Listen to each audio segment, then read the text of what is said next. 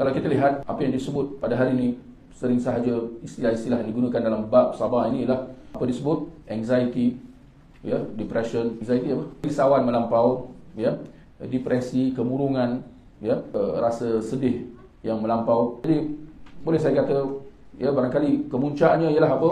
Seorang itu rasa nak bunuh diri, utamanya kalau depresi lah, ya, sedih sangat sampai murung, sampai rasa, ya, tak guna lagi untuk nak hidup, ya, dan tak sanggup lagi nak menghadap dunia, tak sanggup lagi nak menghadap masalah, macam-macam masalah lah, mungkin kerana masalah di tempat kerja, ya, masalah keluarga, bebanan hutang, apa lagi, atau ada penyakit atau kematian salah seorang ahli keluarga.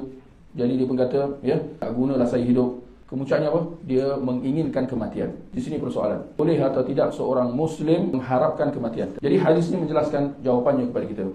Kata Nabi SAW, janganlah salah seorang di antara kalian harapkan kematian. Tak boleh seorang itu mengharapkan kematian. Aku rasa aku nak matilah, aku dah tak sanggup lah, tak guna aku nak hidup lagi dah. Macam itulah, ya.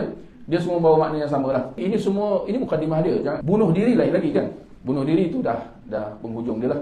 Ini bukan soal bunuh diri. Bunuh diri itu memang haram, dosa besar, ya. Tapi ini niat tu. Kata Nabi, janganlah seorang di antara kalian mengharapkan kematian. Berharap tu dekat mana, tuan-tuan? Harap tu dalam hati kan, dalam jiwa kan. Jangan dia berharap kepada kematian. Aku rasa aku nak mati lah, aku rasa tak guna lah aku hidup. Tak boleh, kata Nabi, jangan. Dan dalam hadis yang lain ada dinyatakan larangan ini dengan lebih jelas. Hadis daripada riwayat Bukhari, hadis Khabbab bin Al-Arat, di mana beliau ditimpa penyakit yang serius. Lalu beliau mengatakan, laula anna Rasulullah sallallahu alaihi wasallam hana an nad'u bil maut la da'utu bih. Kalaulah bukan kerana Rasulullah sallallahu alaihi wasallam larang kami, para sahabat, untuk mengharapkan kematian, saya aku pun telah mendoakan kematian itu. Ya, jadi jelas di situ larangan. Kita tak boleh nak mengharapkan kematian, apatah lagi nak mendoakan kematian. Hukumnya haram, tak boleh, ya. Walau bagaimanapun ada perincian. Dalam keadaan sekiranya seorang itu sudah takut, khawatir akan kedudukan agama dia, takut agama dia akan diuji, dan dengan ujian itu dia akan tergelincir, jatuh kufur dan seumpamanya, maka dalam keadaan itu dia boleh mendoakan doa yang diajar oleh Nabi SAW. Allahumma ahyini ma kanatil hayatu khairan li. Ya Allah, panjangkan hidupku selagi mana hidup itu bagus untuk aku.